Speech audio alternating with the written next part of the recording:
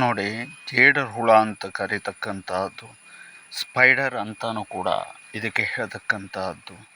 ಇದು ಈ ರೀತಿಯಲ್ಲಿ ಕಟ್ಕೊಂಡು ಇರತಕ್ಕಂತಹದ್ದು, ಕ್ರಿಮಿಕೀಟಗಳನ್ನು ತಿಂತಕ್ಕಂತಹ ಕೆಲಸವನ್ನು ಈ ಹುಳ ಮಾಡ್ತಕ್ಕಂತಹದ್ದು. ಜೊತೆಯಲ್ಲಿ ಇದು ಮನೆಯಲ್ಲಿ ತುಂಬಾ ಕಟ್ಟಿದರೆ ಆ ಮನೆಗೆ ದೋಷ ಇದೆ ಅಂತ ಹೇಳುವುದಾಗಿ ಅರ್ಥವನ್ನು ನಾವು ಮಾಡಿಕೊಳ್ಬೇಕಾಗತ್ತೆ. ಮತ್ತು ಅಷ್ಟೇ ಅಲ್ಲದೆ ಮನುಷ್ಯರ ಜೀವಕ್ಕೂ ಕೂಡ ಇದು ಅಪಾಯಕಾರಿ.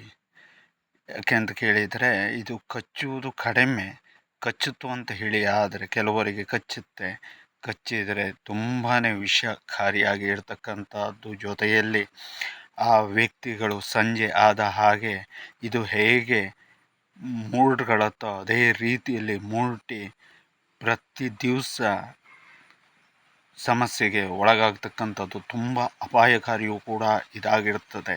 ಇಂತಹ ಒಂದು ಸಮಸ್ಯೆಯನ್ನು ಈಗ ಒಂದು ಸ್ವಲ್ಪ ದಿವಸದ ಹಿಂದೆ ಅಂತಹವರಿಗೆ ಔಷಧಿಯೂ ಕೂಡ ಇಲ್ಲ, ಅಂತಹವರಿಗೆ ಆರೋಗ್ಯದಲ್ಲಿ ಈ ಥರದ ಸಮಸ್ಯೆ ಬಂದಾಗ ನಮ್ಮಲ್ಲಿ ಬಂದು ಅವರನ್ನು ಸರಿಪಡಿಸಬೇಕಾದರೆ ನಾವು ತುಂಬಾ ಪ್ರಯತ್ನ ಹೇಳ್ತಕ್ಕಂಥದ್ದನ್ನು ಮಾಡಿ ಸರಿಪಡಿಸಬೇಕಾಗತ್ತೆ.